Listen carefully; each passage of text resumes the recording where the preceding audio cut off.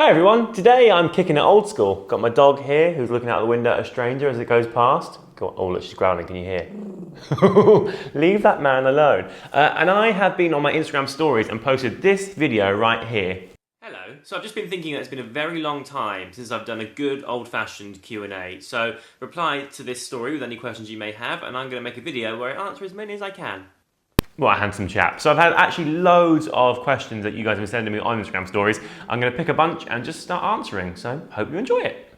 This one here comes from Olivia, who actually DMs me all the time, and she says, might be too late, but do you ever get overwhelmed and just want to be left alone and have like 200 followers instead of 2 million? Yeah, try 2 followers instead of 2 million. Sometimes it's overwhelming. Like, I try not to think of the number of people and I just do what I want to do. But I often say that if this wasn't my job, I probably wouldn't even have much social media. But maybe that's because I'm so in it now, I can kind of look out. I find it really healthy though to have time off from it. I look at it now very much as my job. I still love doing it, don't get me wrong. I still really enjoy every aspect of it, but I have to have sort of detox time. So in the evenings when I get home, I will just turn everything off and I'll sit and watch Netflix with my wife or something. And it makes it much easier. Otherwise it can be really overwhelming. So when you've got 2 million people who are all over the world, at any one time, someone's watching you somewhere. And the fact that you feel like you're always being watched can be quite a lot. That being said, I've got 2-point-something million subscribers, but not that many of them watch anymore because my stuff's changed and I've grown up. And the people who subscribed to me a long time ago, a lot of them don't watch anymore, but they're still kind of around. So I do take solace in the fact that 2 million is kind of a made-up number for me. Do you think your channel will continue to mirror the different phases and interests in your life, or is it possible that you'll outgrow YouTube altogether? My husband and I enjoy watching your content develop over time, and we hope it continues to do so while your heart is still in it. Thank you, and have a lovely day. From Kella Elise, I think. I'm not sure how you say that. Yeah, totally. I think that I have been really conscious of growing up on the internet. In fact, if you go back and watch my early stuff, please don't do it. A lot of it's awful, but very different to what I'm doing now. Like when I first started doing this, I was like 22, 23 and was doing things that 22, 23-year-olds do. So like all the challenges and the drinking of the gross stuff and bonkers content, but actually now I'm 30. So the stuff I make has changed as I've changed, and my audience, for the most part, have grown along with me. And there was a time where I had to kind of just go, you know what? I can't keep doing this stuff. I need to sort of make a change and do the content that I really want to do now. And that was scary because I was getting a ton of views for doing the crazy things, but I felt like I wasn't getting any enjoyment out of it anymore, and I wasn't kind of getting much dignity for it either. So I decided to make a change, and my views dropped, and it was kind of a scary time, but I think it took a while to sort of rebalance and find a new equilibrium, but it did. And now I'm really happy with the content I make. And I look at my content now like a men's magazine. So I talk about fashion and fitness and clothes and cars, and I make cocktails and and grooming, just anything that I want to talk about, I get to talk about, which is lovely. So I think, yeah, there's no reason why that will change.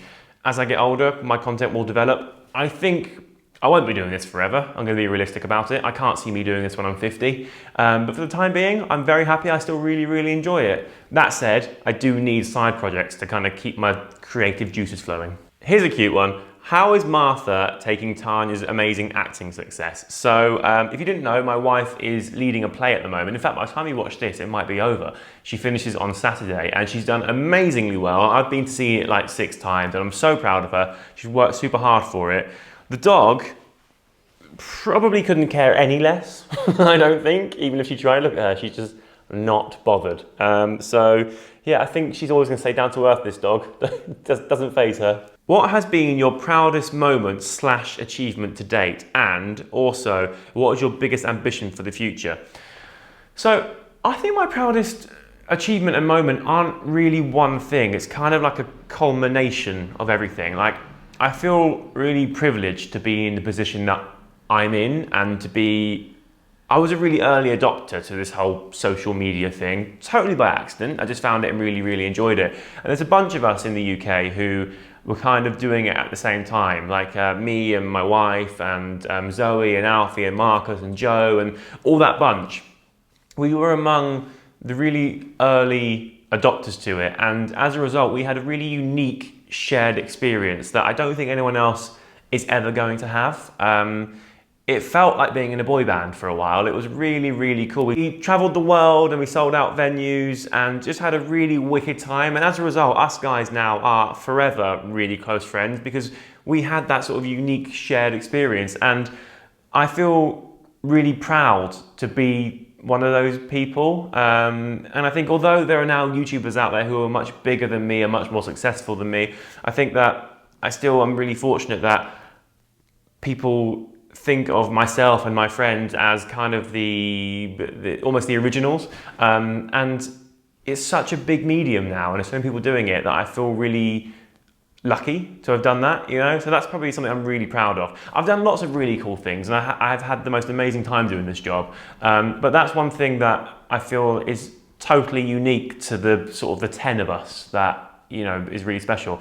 And a big ambition for the future is getting my film made. So I have finished my first screenplay, and so far I don't want to get ahead of myself and don't want to get too excited, but I've had meetings with producers and someone really likes it and does want to make it. Whether it gets made or not is a totally different thing, because the way this industry works is confusing and things fall through all the time, but so far so good. And also I love doing it. I'm already now halfway through my second one because I love the process. So lots more writing of screenplays, please. How about hats? You like them, or on which outfit they can look cool? They are really on trend right now. What do you think? Cheers, Josh. P.S. Can't wait to see the Q&A with my wife, the best woman in the world. Actually, second best woman in the world, because my wife's the best woman in the world. And what's your favourite place in London to shoot some nice Instagrams? So your second question, I have no idea. I really struggle.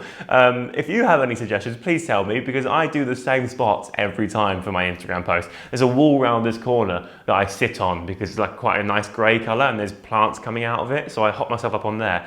And I've done that so many times.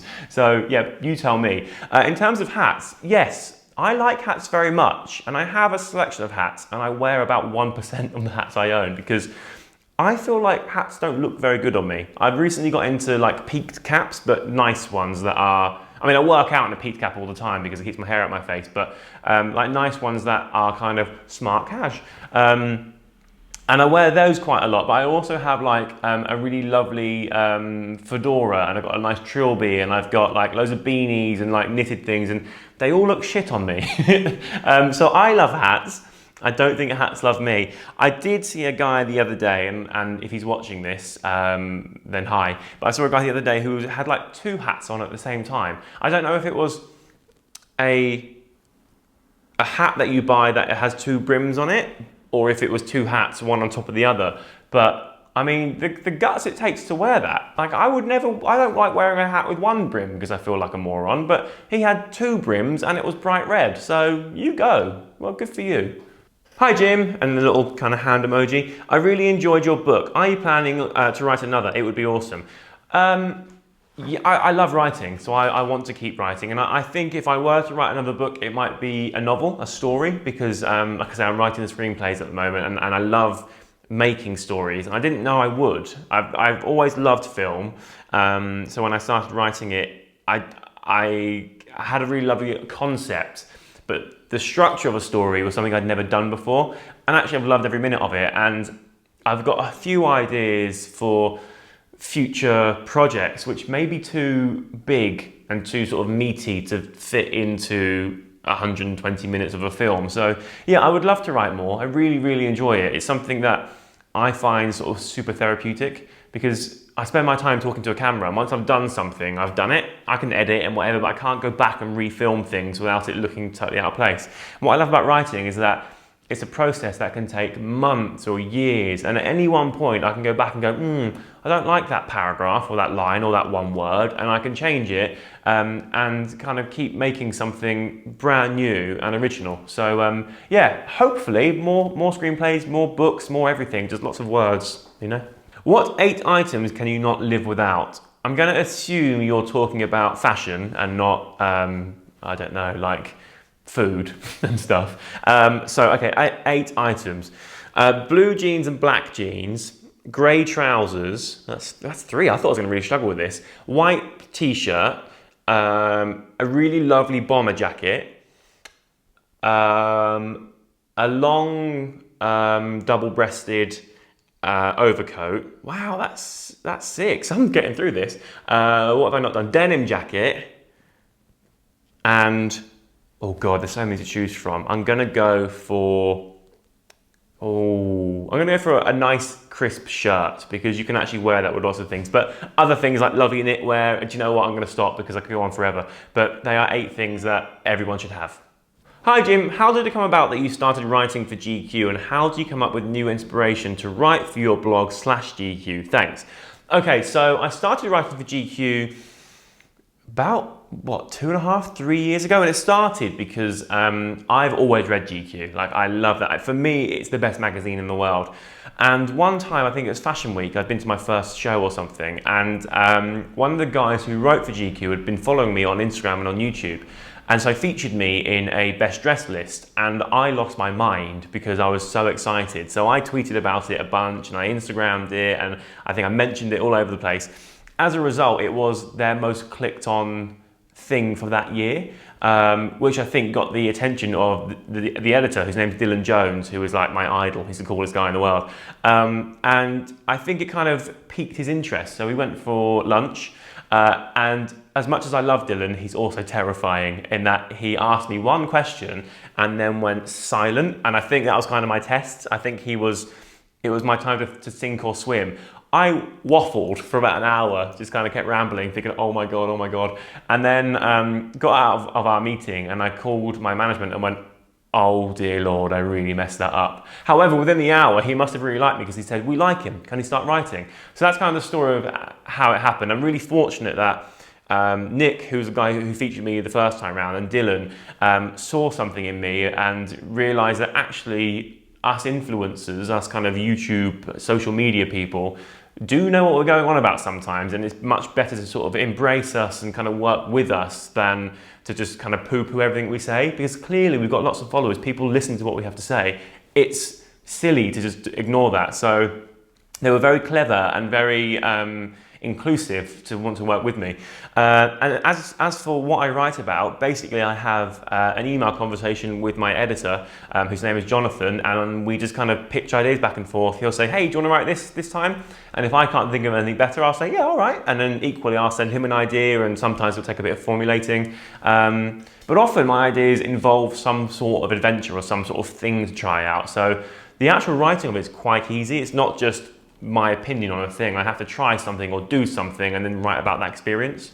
How old are you? I'm 30. However, check this out, I'm 30. The other day I got ID'd when I was buying alcohol, and somebody, this is terrible by the way, but I'm also quite flattered, somebody's using my face on Tinder. And actually, this has happened because I've been tweeting about this quite a lot. I think a few people are using my face as Tinder. So just watch, if you see someone who looks like me, it ain't me, basically. But he was going by 18 and people were buying it. So although he's a terrible person and you should never date, I think his name was Daniel or something, ignore him at all costs, because it's not me. My name's not Daniel, I'm Jim, I'm 30. But I'll take 18.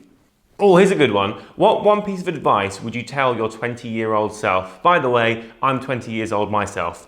Oh, that's tough, because when I was 20, I was at university and freaking out about life. I am, by nature, I'm a worrier. I think about the future too much and I stress out about things, and I've always been really, I've needed a creative outlet of some sort, so I used to draw all the time. And when I was at university, I was just working loads, doing psychology. And psychology isn't the most creative course in the world. And then when I graduated, I'd kind of got out of the habit of drawing and expressing myself in that way. So I didn't do anything for a while and actually got quite sad about just life, because I just needed an outlet and didn't have one. So my advice to anyone, regardless of your age, is do stuff because you enjoy it. And you have to have a job, and you have to pay your bills, and you have to put food on the table and all that stuff. But there is more to life. There is much more. I mean, I started doing this purely because this was my outlet. When I wasn't drawing anymore, making videos became my thing. As it happened, I managed to turn that into a career, and that's really rare. But it started out of a necessity because I was feeling pretty miserable and needed something to do. So my advice to anyone, 20-year-olds and onwards and below, is to do what you really, really love. If you can monetize that and make it into a career, then amazing. But if not, do it anyway because it keeps you sane. Be honest, do you get annoyed at times when viewers/fans approach you when you're out and about?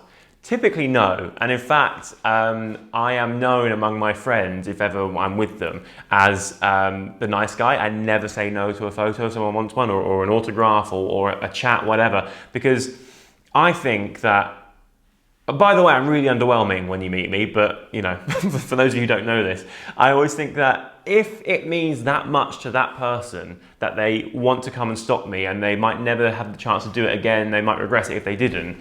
One, sorry to disappoint, but two, who am I to say no? It takes 2 minutes. All I have to do is say hi and have a smile and ask you your name and what you're up to today, and it takes no time at all. The only time I do get a bit meh about it is when I'm at a table eating in a restaurant, because I think that's just a bit rude. If you want to ask me before my food comes, or you want to wait till I finish my food, then great. But if I'm at dinner with friends or my wife, it's really awkward to have to stop that and then stand up and do photos in front of the rest of the restaurant. So yeah, that's the only time really. However, some people are different and they, you know, if you're in a bad mood, you don't want to stop and do it. But I don't think I've ever said no to someone intentionally. I've ignored people by accident and I get tweets going, "You were such a dickhead, you didn't even stop." But that's genuinely because I didn't know they wanted a photo. However, what I won't do now, if you stop me, this is actually a really cringe story. If you stop me and you say hi, but don't ask for a photo, even if you want one, I won't offer you one, because one time I did that. Someone stopped me like, "Oh, hey, I really like your stuff," and blah, blah, blah, and had a quick chat with me. And I went, "Do you want a photo?" Because that's just kind of the way it happens. People often do. She went, "No, I'm all right, thank you." And I went, oh, I was like crushed. I was so mortified at having offered and being told no that from now on I won't offer. So if you want a photo, just ask me. Don't feel weird about it, because I won't ask you. What is the commonest misconception people have about your job? People often think, I believe, and I take real exception to this, people often think that we're lazy and a bunch of chances and don't do anything for a living. All we do is this, talk to a camera. And of course, I understand why people would think that, because that's all a lot of them see. They just see the finished article. What they don't see is the planning and the editing and like the all the kind of the legwork it takes.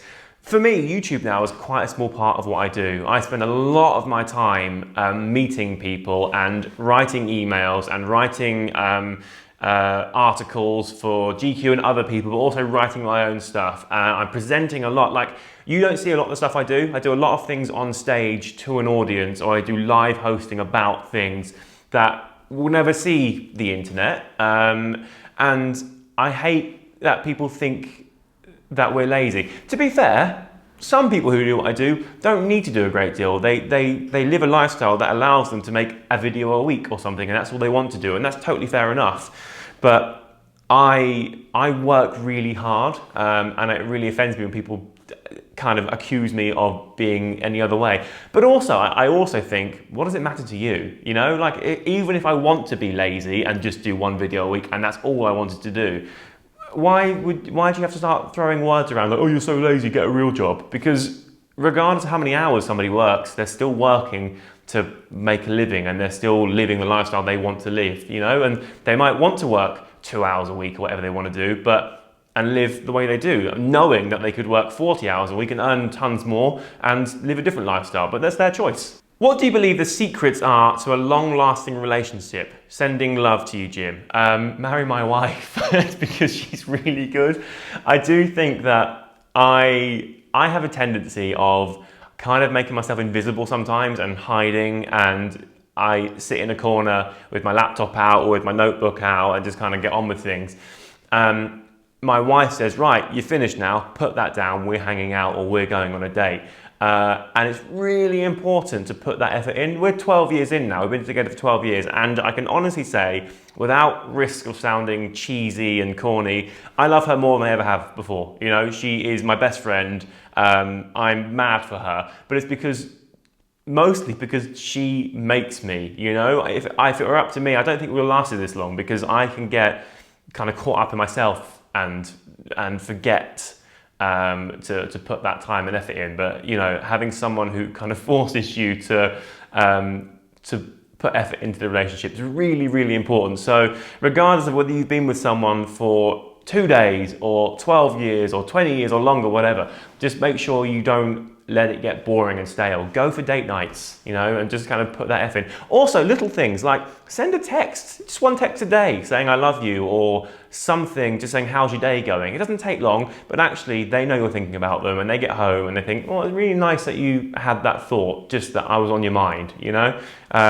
It doesn't take much. It's lots of little things rather than the big gestures. Do you have any plans on creating a clothing line someday soon? I would absolutely bloody love doing that. They take a lot of work. It's a big, big venture. And I've thought about it probably on 4 separate occasions, and every time I've thought, you know what? Now's not the time. It's not right. Maybe I wasn't positioned right in the industry, or my audience wasn't right, or whatever. It didn't feel right.